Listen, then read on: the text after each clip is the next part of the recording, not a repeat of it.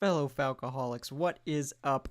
Welcome to episode one, not one anymore, it's 204 of the Falcoholic Live. I am your host, Kevin Knight, at Falcoholic Kevin on the Twitters, coming to you slightly late this evening. Thank you for your patience. I got the opportunity to do a radio spot, so if you happen to live in the Utah market, it's possible that you heard me on Utah Sports Radio. They wanted to know about Tyler Algier. Obviously, I'm happy to oblige. If you are in radio and you're interested in having me come on, I will do it. I will definitely go on the radio. I enjoy talking to most radio people. There's some, if you try to get me with your hot take stuff, I can't be got. So, don't try any of that stuff. But yeah, no, honestly, I've been on a lot of very fun radio shows. I enjoy it. So happy to be a guest whenever folks need it. Let me crack this beer real quick and we will jump right into the takes on day 6 of Falcons training camp right here, guys. So cheers.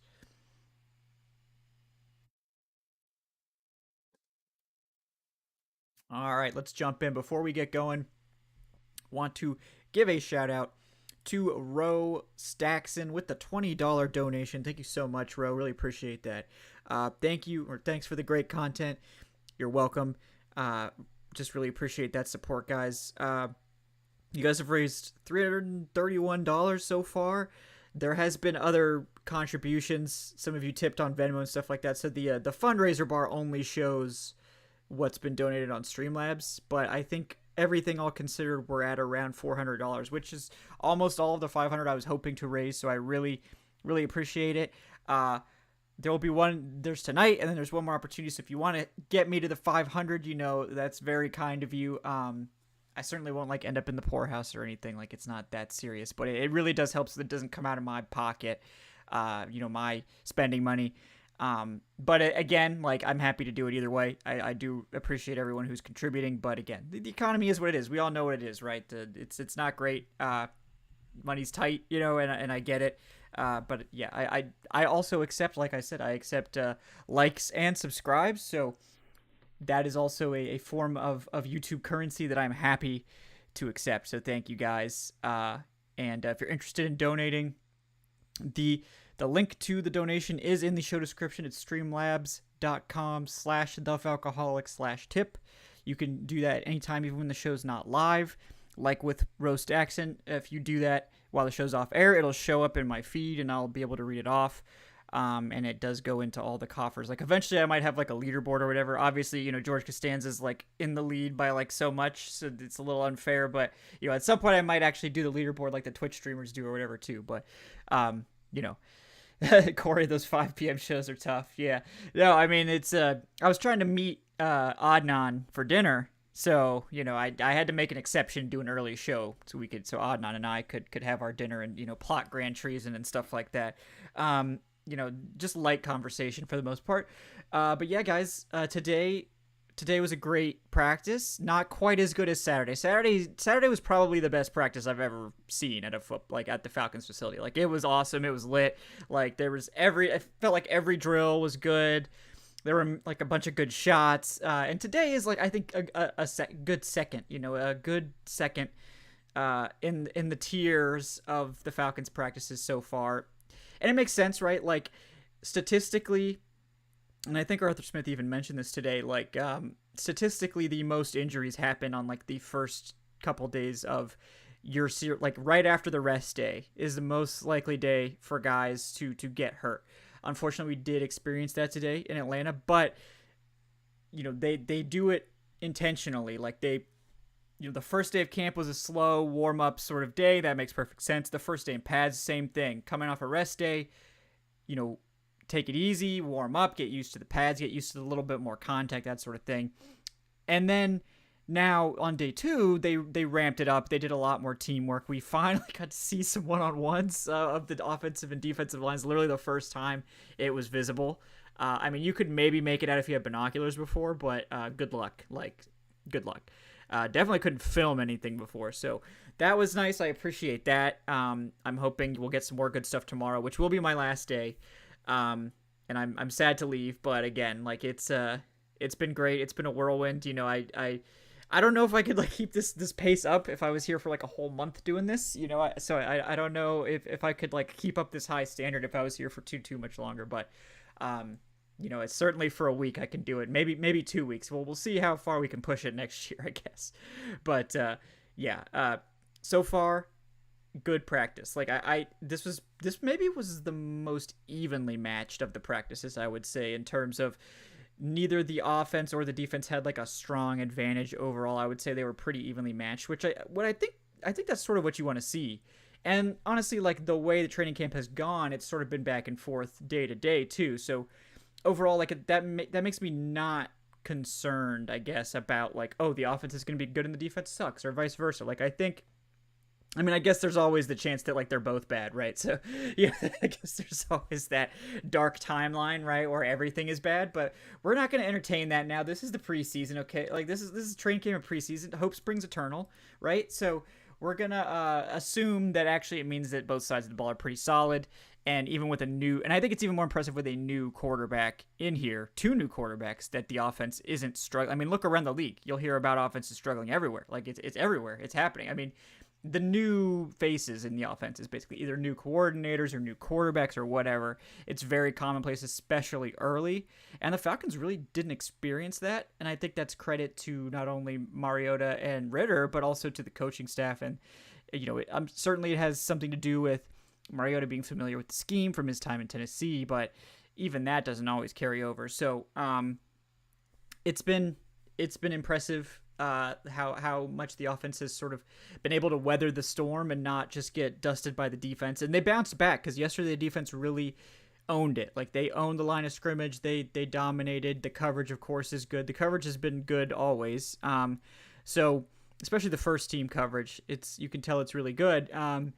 Today was more back and forth, which was good. It was good for the clips. It was good for the competition. And I'll start it off here in just a second with the final part of practice, which was the 2 minute. I called it the 2 minute two down drill or whatever is what I'm going to refer to it as. So there's 2 minutes on the clock. The offense is simulated to be down 2 points. So a field goal will win the game. So the defense knows they have to prevent the field goal. The offense knows they just have to get a field goal. They start, I think, at like the 20, like it's simulating like a touchback or something. So they have a long way to go to get the field goal, but they just need a field goal. And that's a little bit easier probably than like you need a touchdown. Like you might not want to jump like right into that. Like that would be that's very high stakes, very difficult for the offense to succeed in that scenario. So I think going for the field goal is a little bit more fair. I think that was a good idea. So it was very evenly matched. I thought. I thought both sides of the ball played well. And let me hold on one second. I'm just gonna send out. I forgot to send out the promo tweet, so I'm gonna do that real quick. Bear with me here for one second. And like also make sure my laptop's fans are kicking, so this thing doesn't just melt down. Yeah, it's already at 85 degrees Celsius. So I'm gonna have to turn up the fans here. This thing gets hot. It's a beast. Shout out to Asus for this Asus G14. This laptop is a total beast, and I love it to death. But this thing gets hot. I mean, it's thin and it's it needs to be propped up on something so that it can vent. And it's getting spicy under there. So yeah, you don't want your computer components running at 85 degrees Celsius, guys. That's not good. That's too hot. 70s is workable. 85 way too much. So give that a second to cool down. I'll send this one tweet. I'll be right back. Give me just 10 seconds here, guys.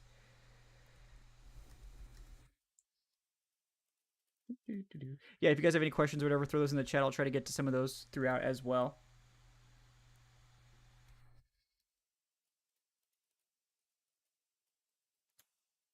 Help if I didn't misspell everything because I'm trying to type too fast. That would be good. Probably help if I wasn't talking at the same time because then I have to like think of what I'm going to write and talk differently.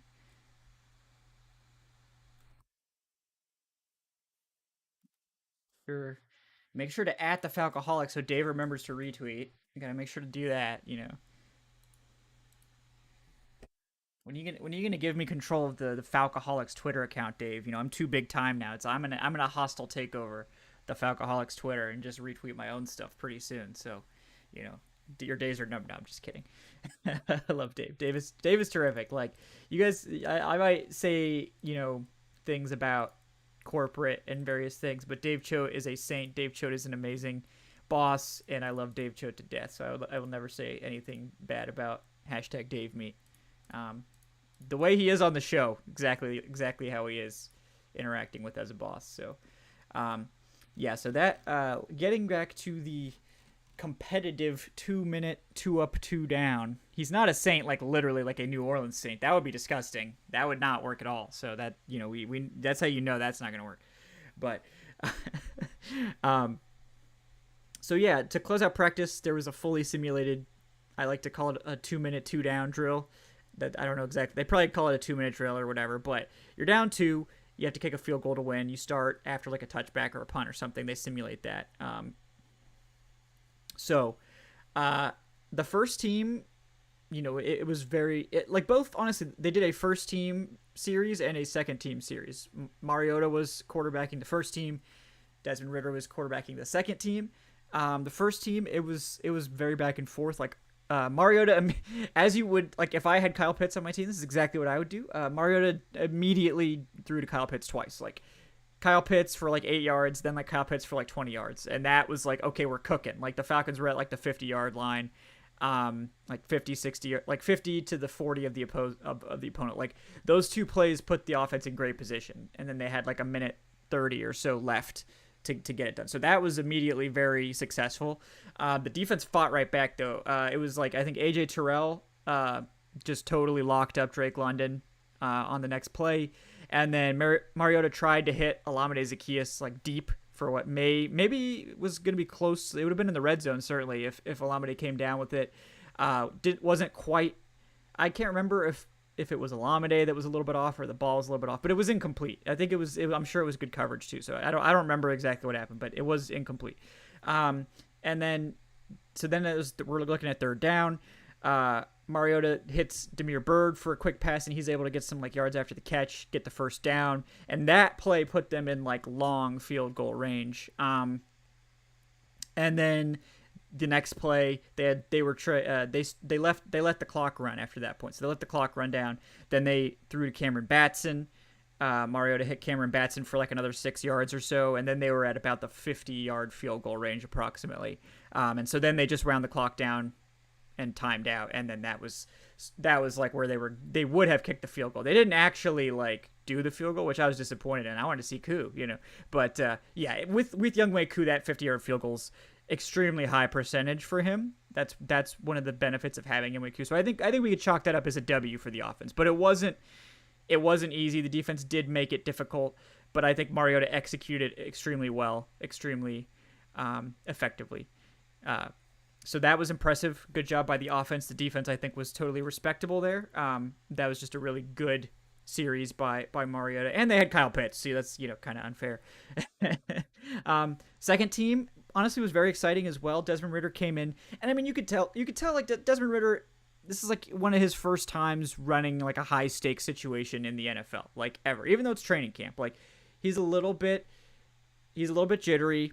You could tell it was a little bit more frenetic for him. He wasn't quite as comfortable as Mariota, which is not at all surprising. It's completely understandable for a rookie on his 6th day of training camp that he's not as sharp as a like 6-year veteran in Marcus Mariota. But he was like, he had to deal with it. Like the defense got some good pressure. They forced some incompletions, and pretty quickly Ridder found himself in like a 4th and 2 or 3. Like they had gotten like a completion, and then they had 2 incompletions. So it was tough. But Ridder did get one completion to get it into a 4th and short. Going up at the 4th down, Ridder hit it. Like he hit Stanley Berryhill, who credit to Berryhill, he's been very good. He was able to get a quick hitter to Stanley Berryhill and avoid some pressure to pick up the 4th down, keep it going. The next set of downs, it was actually looking pretty good.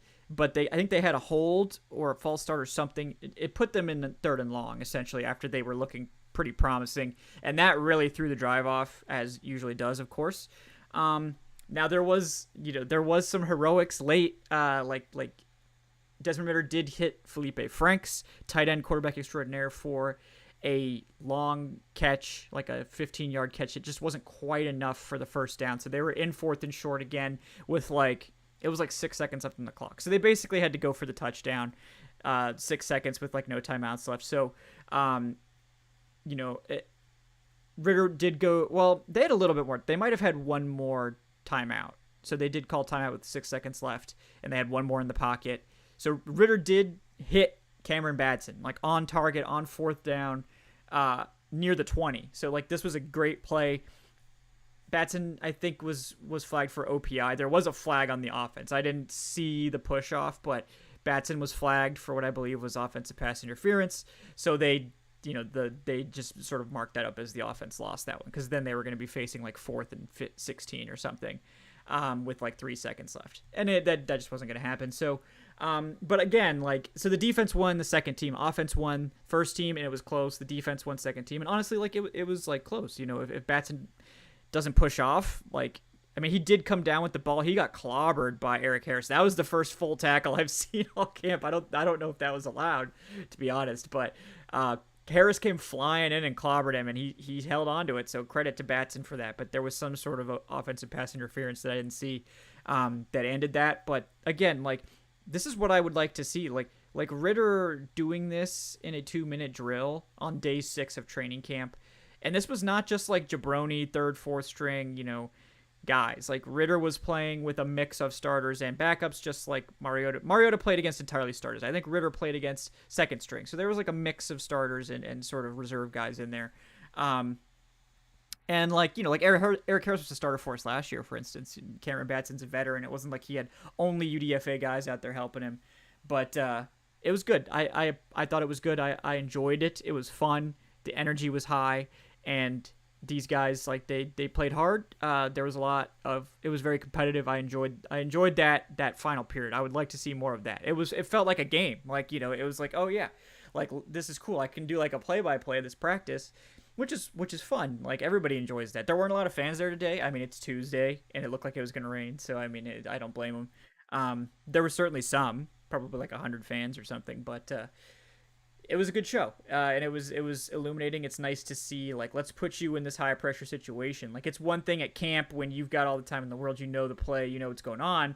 It's different when it's like, we got to go no huddle, we have 2 minutes to score, let's do this. So props to both Ritter and Mariota and both defenses for I think doing a very good job and giving me a lot of hope so far. So that was the beginning there. You know, overall, it was back and forth, just like that period between the offense and the defense. I would say the offense has had a lot more success throwing the ball than they have running it.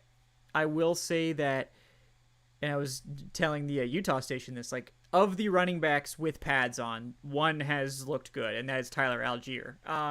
Tyler Algier has been the one that looks good, and that's not surprising considering when the pads went on, it was like that was Algier's time to shine. Like, him, like, he's not going to be jitterbugging it up back there with Avery Williams. You know, this is not a shot at Williams. He was very impressive, like, in his pass catching stuff and those early reps without pads. But, like, Algier wasn't going to stand out next to Avery Williams with no pads and no tackling and no any of that. I have that rep. Oh yeah, that rep wasn't able to be recorded, unfortunately. I mean, the Falcons, like, account might put it up because they can record whenever they want.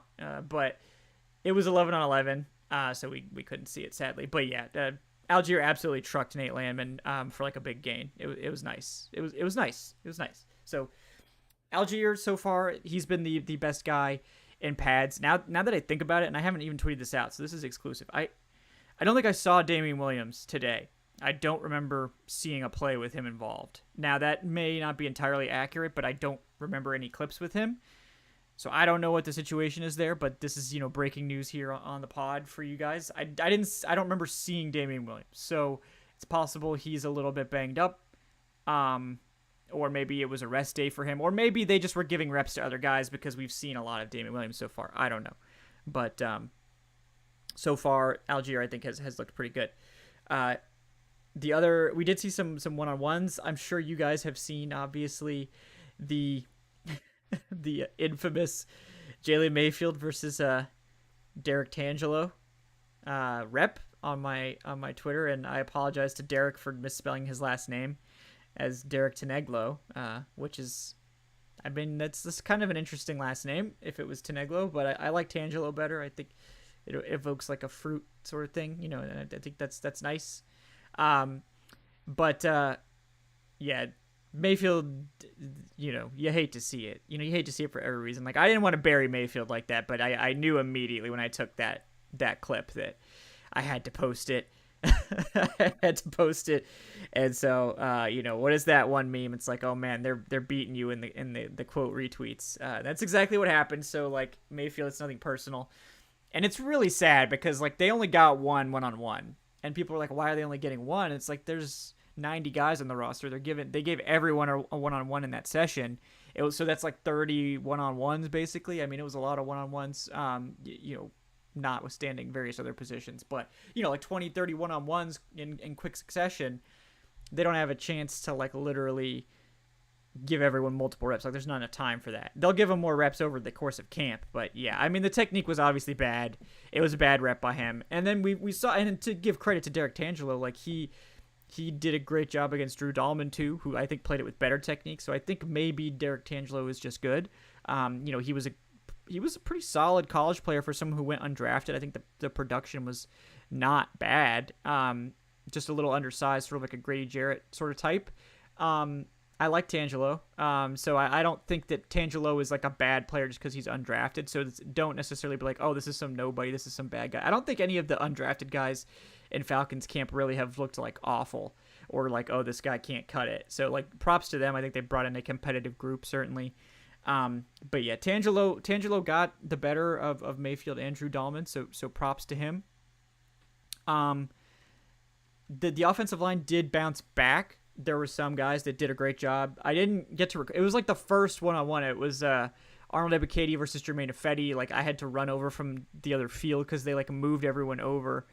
So I didn't get in position in time to take it, but Ifedi pretty much stonewalled Ebiketie, so that was a good rep by Ifedi for sure.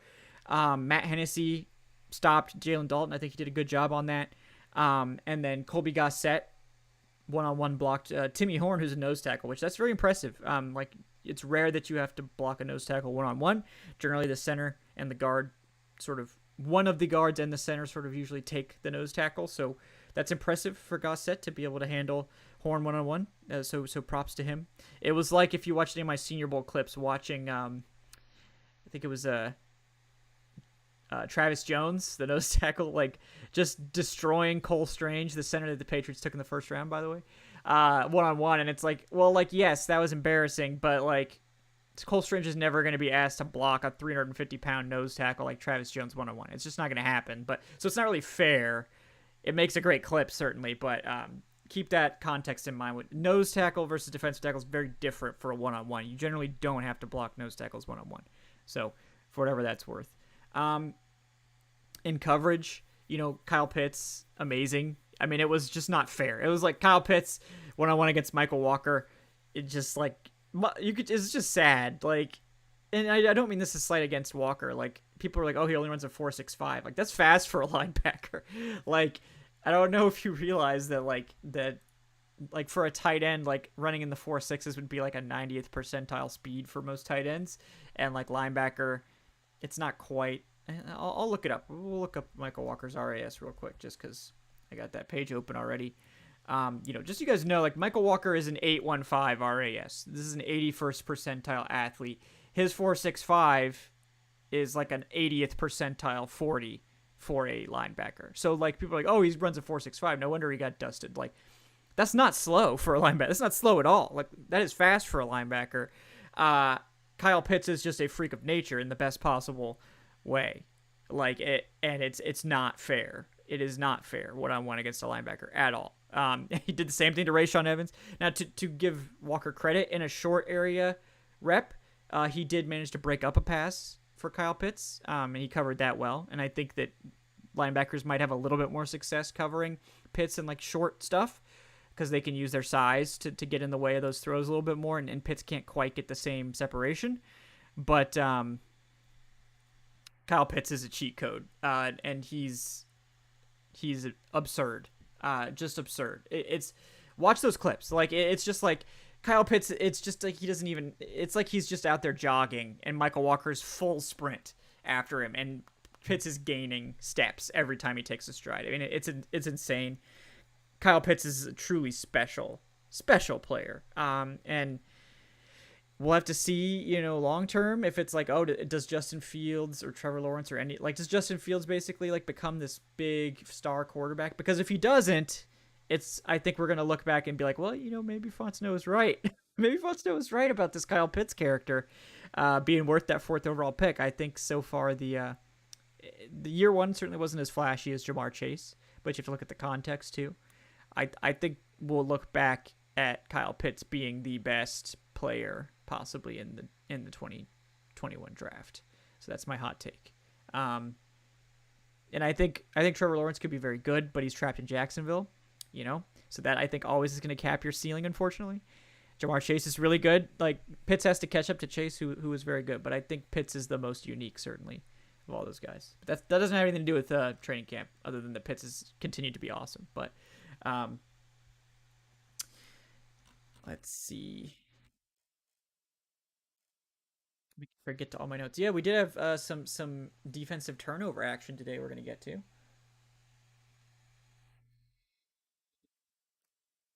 There were definitely some standouts on defense today, other than the defensive line guys. Cornerback Casey Hayward hasn't come up a ton so far, which honestly is good, right? You don't necessarily want to call a defensive back's name all the time. Usually it means they're either screwing up or they're getting picks or pass breakups, but that has a lot more to do with how much you're targeted. Casey Hayward hasn't really been targeted much. Today he was targeted. He did get a pick off of Damiere Byrd. I say Damiere Byrd and not Marcus Mariota because the throw was good. The throw was right to Damiere Byrd. Damiere Byrd bobbled it. Damiere Byrd hasn't had that problem throughout camp. I don't think it's a consistent thing, so don't bury Byrd or anything like that. But Byrd bobbled it. Hayward was right behind him, grabbed the ball. So that was impressive. Obviously, AJ Terrell, been awesome. I haven't talked about him a lot because it's sort of like expected that he's awesome. It's just one of those things. But he did have some great reps today. He dominated Damiere Byrd. He dominated in the 11-on-11. He was matched up with Drake London. He pretty much shut him down. In that final, 2-minute 2-down drill, he pretty much shut him down. D. Alford was the other guy today. I know he got postered by Drake London a couple days ago. But I would say D. Alford has been, of the depth corners, the best, certainly. There was a rep where he had to sort of trail Cameron Batson downfield, and Cameron Batson runs a 4.35 that we know. And he was step for step with him. He broke it up. It was a great play. He also had a pass breakup against Frank Darby. So D. Alford, I think, is certainly making his case for being like that fifth or sixth. Well, I guess it would be like the sixth corner, maybe the fifth corner. I think so far he's made the clearest case, certainly, for being that guy. CFL standout, he does have that professional experience too, a little more experience than some of these UDFA guys. And I think it's interesting with the CFL, right? Because these guys, like they do have that, D. Alford was one of the best quarterbacks in the CFL, so he's got that swagger of a top cornerback. Despite never playing the NFL, he plays that way, and he plays with that level of confidence. And I think it's rare to see that from a guy who's trying to make a roster. Like, you don't see that level of swagger and confidence usually from guys that aren't like draft picks or guys that aren't veterans or whatever, because they're trying to make the team in their first NFL camp and all this, and it's hard to have that level of confidence in yourself. Like, these guys all think that they can make it and they're confident, but it's another thing to play with that level of swagger, and D. Alford does. I think that's partially owed to him being like a CFL All-Star, being this guy that was a star at a lesser level of competition, but it was a professional level, and it was recent, and I think that gives him a leg up in terms of his confidence. I think that's certainly helping him along the way. He plays with that confidence. You can see it. He goes for pass breakups. He's not afraid of these NFL receivers. So he's been very impressive. I think he's certainly the favorite right now for that sixth spot.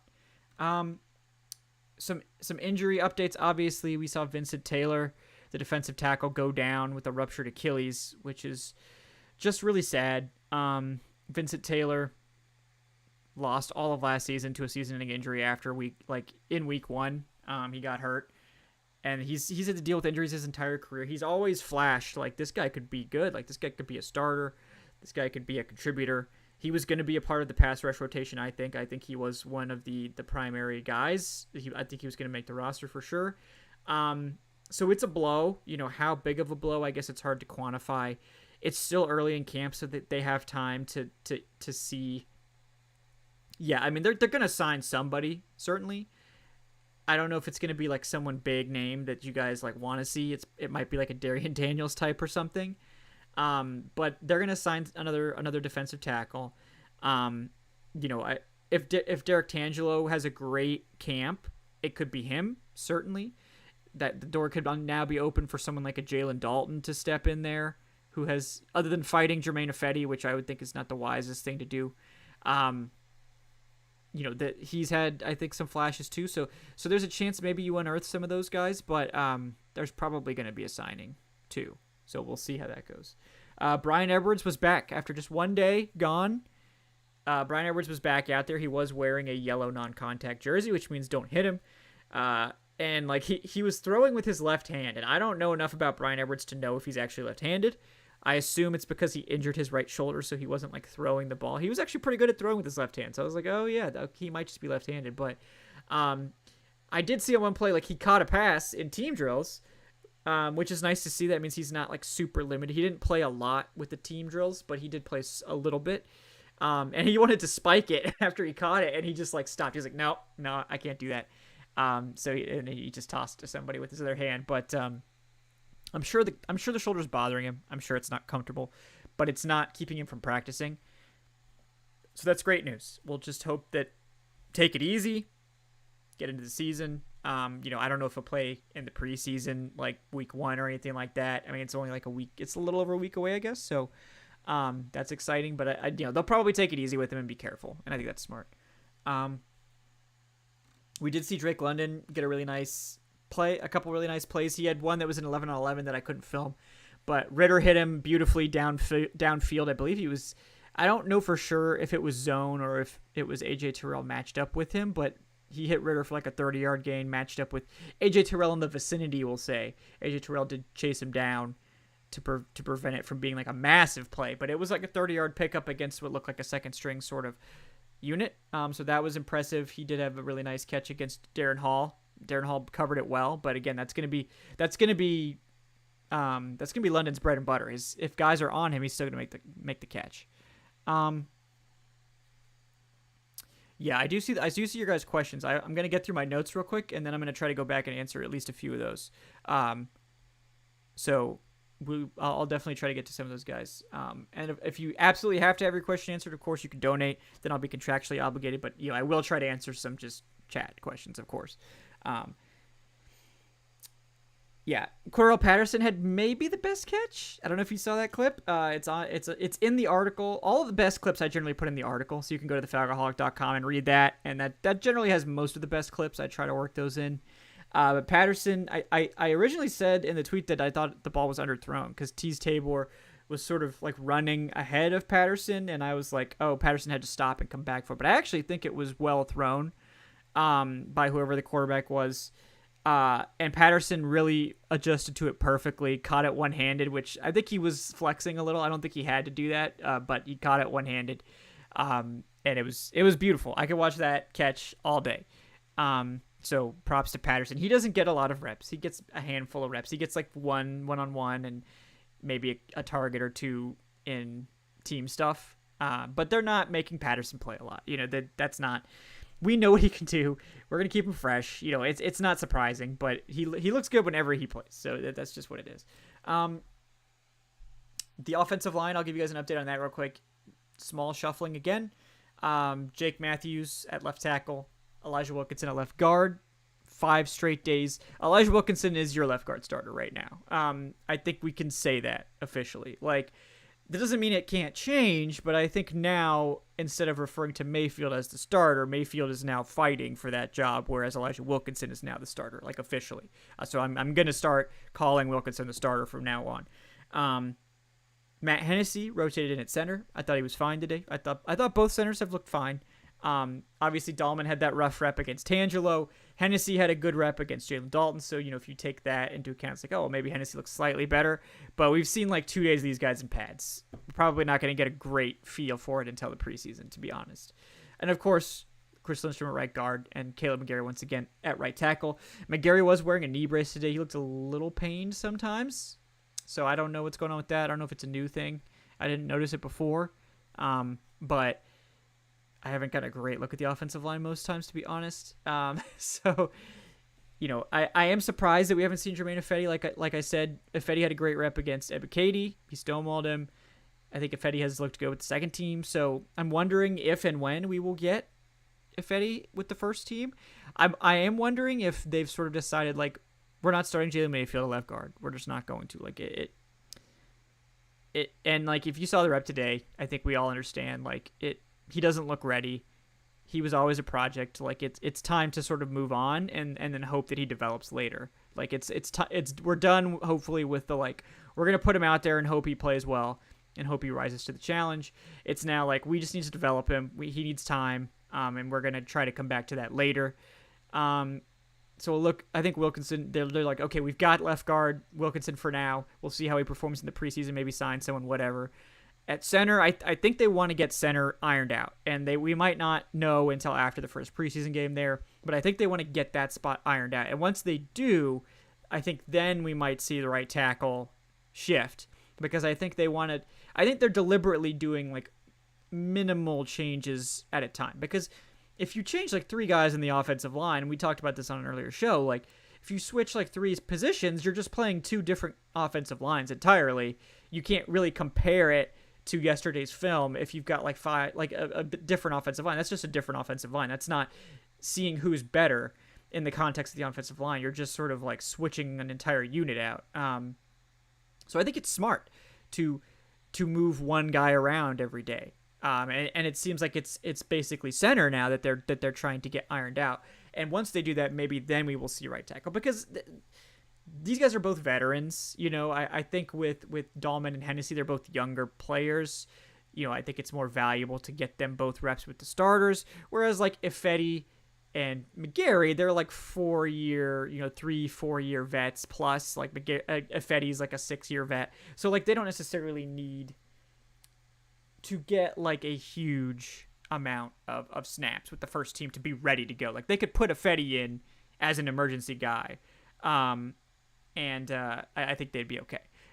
So I think they're good. They could be more patient with right tackle, basically, is what I'm trying to say. So that's sort of what we're doing there. I think we'll see. Hopefully, right, like at least Ifedi get a chance. I mean, I'm not saying like, oh, McGarry can't win the job. I'll be pissed off if he wins the job. I would just like to see him get a chance. That's all. All right, we got Sev Tesej, who is, it says it's from Tom. So we're going to go with Tom. I'm going to go with Tom. That's easier. Thanks, Tom. Thank you so much, Tom, with the $5. He says, thanks, Kevin, for all that you do. Keep bringing the great Falcons updates. You're so welcome. Thank you so much for your support. Yeah, even when I'm not at camp, we'll still have our show. I will be doing a like Monday pod recapping stuff, and then I will be doing the live show, and then of course we'll have our preseason play-by-plays, and then during the season we'll have our live post games, of course. So there will be more content. It won't be as much as it is now. Obviously, if I'm not going to be there, I can't, reading Rothstein's notes or something. It's not going to give me enough content to come on here and talk for an hour every day. It's just not going to be the same. And I know that's disappointing. Yeah, of course. Like tell your wife we're moving to Atlanta. Yeah, no, I can't do that, Corey. I like Syracuse, to be honest. I like Atlanta. I certainly do. But I think I don't like the traffic, and I've experienced it like a handful of times going to and from the branch, and like I've already sort of gotten pissed off at with it. So like I think maybe I need small doses of Atlanta. That's the best situation right now. But it's certainly tempting. I mean, I love covering the team. If there's ever any like remote stuff that opens with them, I certainly would consider it. Shout out to the Falcons people that are watching. But yeah, Joe Schmo, I love Joe. Thanks for your comments, Joe. It's always a lot of fun. Kevin, has the pass game focus been more on short, intermediate, or deep vertical? It's been a mix for sure, Joe. And I've been told not to talk too much about the schematic stuff. Like I tweeted out a couple of like, oh, this guy's motioning here, and we're doing this and that, and they got kind of mad. They're like, please don't tweet scheme stuff. They're fine with the clips. They just don't want me to actually spell it out. I guess whatever. So like I'm hesitant to say too much, but there was definitely a mix, like a pretty even split, I would say. I think in the earlier days there was more short stuff certainly. There was a lot of dump offs to the running back, a lot of check downs, but as they've gotten more installed, I think, and more comfortable, we've seen a lot more deep shots mixed in. So I think that it's going to be varied certainly, but the Falcons monitor social media, guys. Like every NFL team they're monitoring every clip that comes out. So like if you're at practice and you're filming, when if they tell you fans not to film and you do, like they will get on you probably. I guess I don't know, but just keep that in mind. Like they definitely they look for the clips that are coming out of practice. So yeah, Joe, I'm interested too to see who it will be. Right now, it seems like Zacchaeus is like the favorite. I think Damiere Byrd will be involved as well. And then obviously you've got like a different types of deep threats with like Drake London, who they've certainly targeted deep. He's not like a burner, but he's got that big catch radius and he wins in that way, same as like a Bryan Edwards. So like I think they'll have a lot of ways they can attack deep that are different. Zacchaeus more the speed and agility, Byrd more the deep speed, the pure speed. And then you've got like London and Edwards, who are just the big, nasty, physical dudes. So, that's I'm interested to see how it actually shakes out. But those are certainly the top guys, clearly right now. Let's see, skint back? I don't know what that is, but I probably butchered it. I'm sorry. Does the O-line look like they've improved any? I do think left guard looks better with Elijah Wilkinson. I don't know in terms of like. It's hard to say because it's early. First day they got pantsed. Day 2 it was much more even. So I'm encouraged by that. We'll see how that continues. I'm gonna get one more look, I believe, at a padded practice tomorrow, and then it's really gonna be preseason. That'll be our next big look. And really for the offensive defensive lines, like preseason and the joint practices, that's gonna be your best opportunity to look. There's only so much you can glean from limited contact, and the pads do help certainly, but it is still limited, to be honest. Jay Diaz, I think it's Diaz, right? Has Stanley Berryhill looked like a solid slot? Stanley Berryhill has looked great. Stanley Berryhill has been very impressive with the pads on, no drop off, same stuff. He did have his first drop of camp today, but he's caught a lot of passes from the second team. He was like, if you read my notes, like Ritter was going to Berryhill all the time. Like Ritter trusts Ritter is like, if Drake London's out there, he's gonna throw it to Drake London. But like a lot of times working with the second team, Ritter has Berryhill and he's got Cameron Batson and he's got Felipe Franks, and those seem to be his preferred guys. He loves Berryhill. They target Berryhill all the time. I think he looks sharp with his routes. I think he has great hands. I think he goes up and gets it. Berryhill, I think, is the number one practice squad guy right now. Notwithstanding if they only keep 5 receivers, because then it's probably like either, Auden Tate or Kadero Hodge is probably the first guy they put on the practice squad or try to. So Berryhill might be like the number 2. But in terms of like the guys that are like purely I don't know that Berryhill could make the roster. I just think it's too crowded, but I think he absolutely is the favorite for the practice squad. No questions asked. He's been very impressive. And I know Dave Chill will be happy about that because he loves great names. And Stanley Berryhill Jr. is like, that's A+ name for sure. Brian Smith asking, do you think if we lose, they fire Smith? And I don't know how to quantify that. Like if they lose once, if they lose like 10 times, if they lose all 17 games. Like if they go 0-17, like we could have that conversation. That's not gonna happen. I don't think there's any realistic scenario where Smith gets fired unless it's some like off-field crazy thing. And we're not gonna entertain that sort of craziness. We've had enough of that in Atlanta this year. So I really think Smith is safe completely. I think the team has a ton of faith in him. I think Blank has a ton of faith in him. And you know that we've seen it. Blank gives these guys a long leash. He doesn't pull the plug on coaches quickly. As Corey said, it's too soon to pull the plug on Smith. Like, oh, they're definitely not firing him if they're 500. I think everyone expects them to be 500. Like, even I feel like I'm high on them and I expect them to win 6 games. So, the schedule is really brutal. Everyone knows, like, they have the most dead cap of any team in NFL history, and it's not close. It's like 20 million more than the next closest team. Everyone knows what it is here, what limits are put on them. We just need to see like life and competitiveness and like, a solid effort, and we need to see building blocks appear.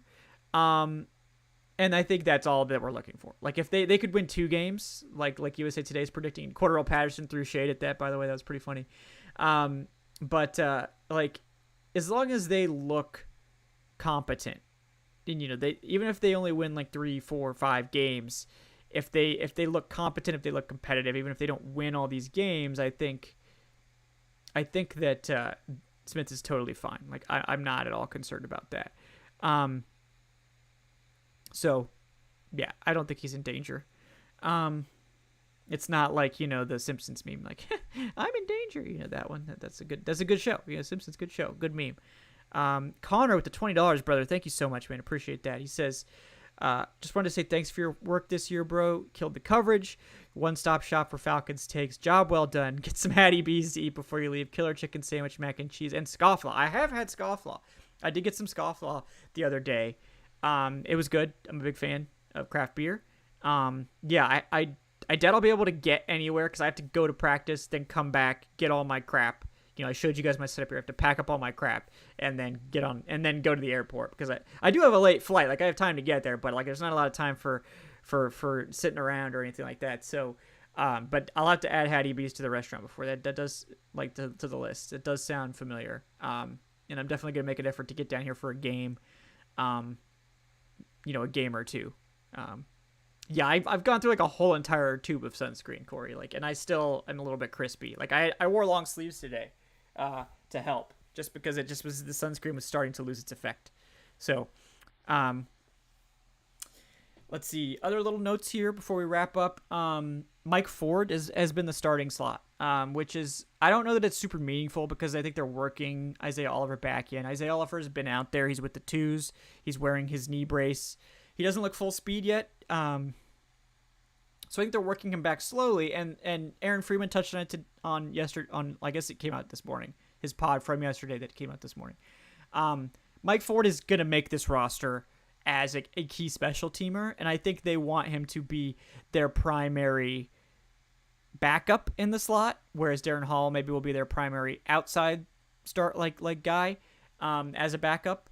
So I think that they want to get him as many reps with the starters as possible so that he can go in there. And like, Ford is a more limited quarterback, certainly, than the starters, but I think Ford has been as good. Like, I think he's been fine. I don't think he's been overly impressive, but I think he's been fine. I think he's absolutely fine as like a cornerback 4 or 5. So I'm fine with that, and we'll see how Oliver progresses. I think Oliver will still be the starter, but it's just something to monitor how quickly Oliver comes back. What is your brew count for the day? Well, Buffalo Wild Wings was like out of like all the three. Like I think I asked for 3 different beers and they were out of all of them. But I did get a tall Allagash White there, and then 2. Well, I'm on the 3rd one. I guess this would be the 3rd one. But don't count beers, okay? Not cool. This is Always Sunny reference. So for those of you, but yeah, no, I think it's like the 3rd one. I gotta have some kind of fuel for the takes, certainly. All right. Yeah, we talked about Algier. We talked about Felipe Franks being the goat. Just this like I don't know. I can't describe it, but Felipe Franks is legit. Like there's no other way to say it. We'll see if it carries over into the preseason. That's the next step. Yeah, Joe. I mean, like honestly, like Alford may by the end of camp be in that conversation. Certainly, I think that Alford has been very impressive. I think that they're sort of making him earn it. Yeah, I think Mike Ford. I think they know Mike Ford's gonna make it as the gunner and like a depth guy, so they want to give him the snaps. I think early on, but I would not be surprised if Alford mixes in there as an actual. And like, can Alford play special teams? I don't see why he couldn't, but I haven't seen who they're playing on special teams yet, so I just don't know. But yeah, Felipe Franks, like this is no longer a joke. Like this is no longer like an end of roster project sort of thing. This is not Felipe Franks of last year where he came in and was just like, this guy is this is disappointing, like why is he out there, he's never played tight end before. Like Franks has taken to tight end very quickly. And even who was it that mentioned it? Somebody mentioned it. I think it was Mariota, who was asked about Felipe transitioning to or maybe it was Kyle Pitts, I can't remember. It was one of the top guys. It was like, how has it been for Felipe to transition to tight end? And he was like, it hasn't been hard for him at all. Like Felipe is like the smartest dude on the team. Like he's like, I think honestly it's been easy for him. Like he already knows the offense because he's a quarterback. Like he's a natural. He's a great athlete. So like, and Felipe is an amazing athlete. Like if you guys haven't looked at Felipe Franks RAS, you can run it at tight end, by the way. Like it's pretty easy to run any player at any position. If you pull up their RAS, open it, there's like a little drop down box. I don't think you can do it on mobile. You probably have to get it on your desktop or your laptop or whatever, but you can do run as different position, enter in anyone you want. As a quarterback, Franks is like a 95th percentile athlete. He's, nuts.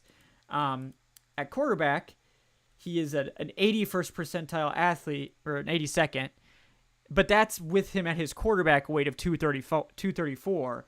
And he's probably like 240 at least now, 250. And if you put him at 250, he's probably like a 9+ RAS. So obviously very, very high-end athlete at tight end. His 4.61. And we talked about this. Like people were like, Michael Walker's only running a 4.65. Like that's why he's so slow. Like Felipe Franks ran a 4.61. That is a 93rd percentile speed for a tight end. So don't compare other tight ends and linebackers' speeds to Kyle Pitts. Kyle Pitts is his own thing, like his own special player. Franks is definitely like, and Franks definitely weighs more now. He looks like a tight end. Like he doesn't look like a quarterback anymore. He's big. So like it might stand to reason that like some of the testing is probably a little bit slower, right? If he's put on like 15 pounds. But like he's still going to be really fast, really athletic for a tight end, for sure. Who's emerging as the blocking tight end? Right now it's Parker Hesse. Parker Hesse is the tight end 3. They've thrown the ball to him quite a bit too. I think they like him.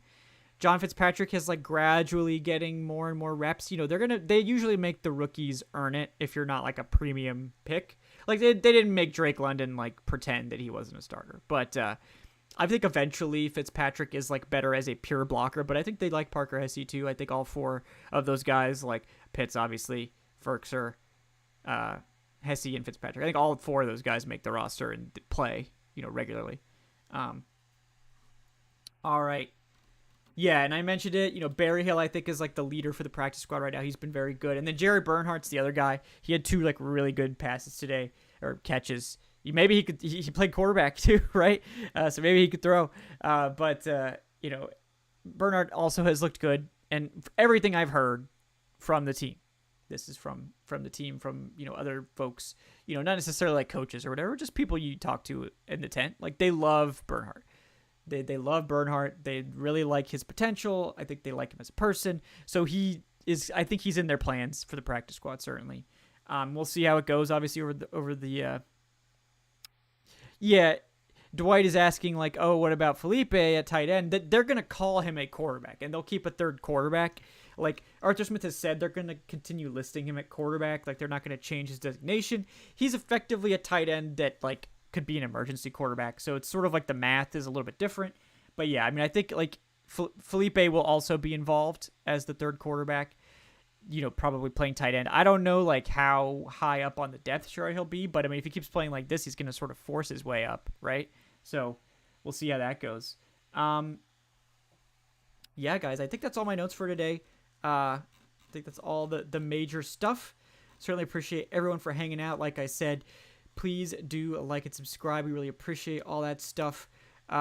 Leave a comment after the show's over. That helps appease the YouTube, comment algo gods for whatever reason.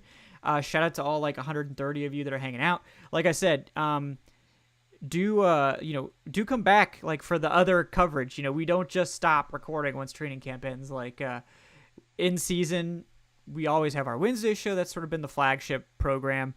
But like I think this year I'm gonna be doing more podcast stuff since I've taken over the podcast. So there'll probably be a Monday podcast, possibly, or like a Tuesday, something like that. I think at least there's gonna be the Wednesday show, a Friday sort of game preview podcast, and then a post game, like the live post game, like you guys are used to. The live post game is always a lot of fun. The Friday show, we're going to make it fun. And maybe we'll do an early week show too if there's enough sort of demand for it. That I've been asked at times to do a daily pod. I just don't think that there's enough content personally. Like, I mean, you guys can let me know. Like, I mean, if you want an episode every day. I mean, for training camp, there's clearly enough content that we can talk about it every day. But I feel like during the season, it's like nothing really happens from Monday until Wednesday. Wednesday, you get like a walkthrough, then maybe you get an injury update or something. But there's just not enough content. So I think like 3 to 4 shows a week is probably the sweet spot. But I mean, you guys can always leave me your feedback. Do you want to get in? Yeah, no, I don't want to do a daily pod. I've seen what Aaron does, and Aaron does a great job of making enough content for that. But I'm not about that life. I have to write. Aaron doesn't write. So I have to write stuff every day too. So I don't got time for that.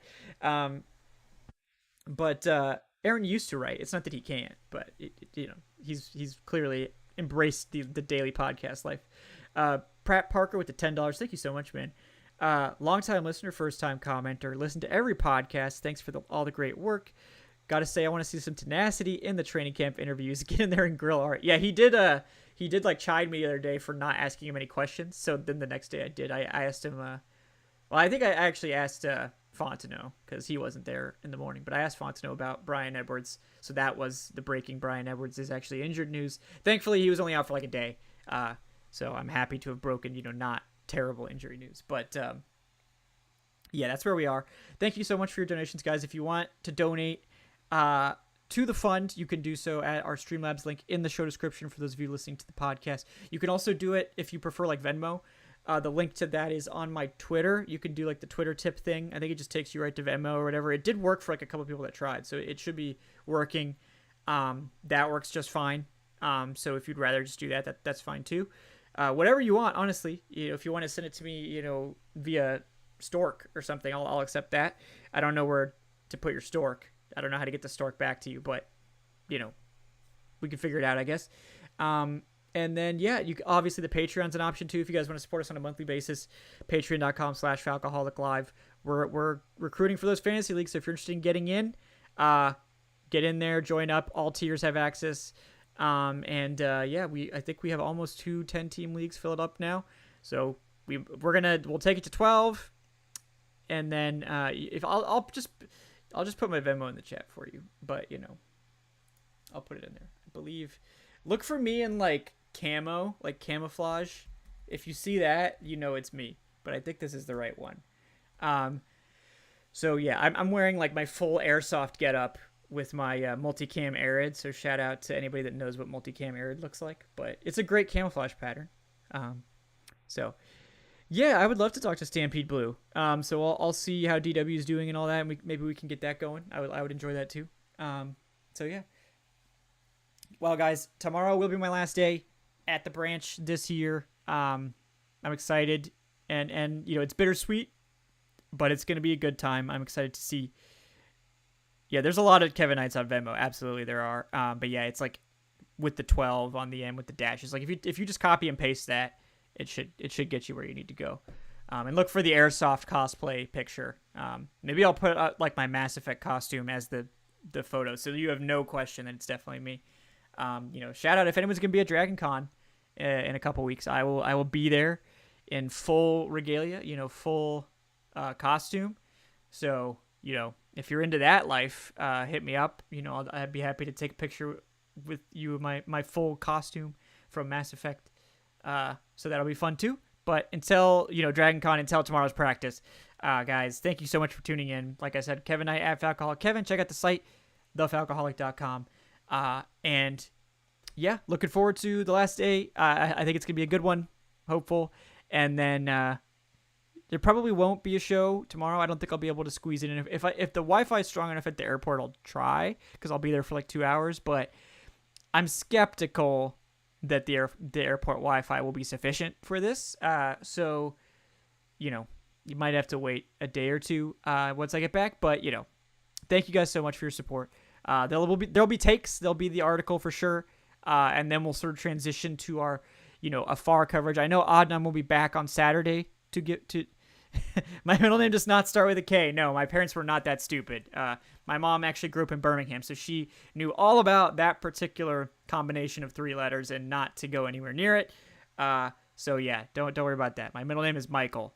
So it's an M. It's KMK is my initials. So, but yeah, thank you guys again. I could probably just rant and feed off the chat forever, and it's fun, and I enjoy it. So. I'm looking forward to next show, whenever that is. I will see you guys then. Yeah, look for tomorrow's stuff all over the site, falcoholic.com again. And thank you guys. I will talk to you soon. All right. Have a good night.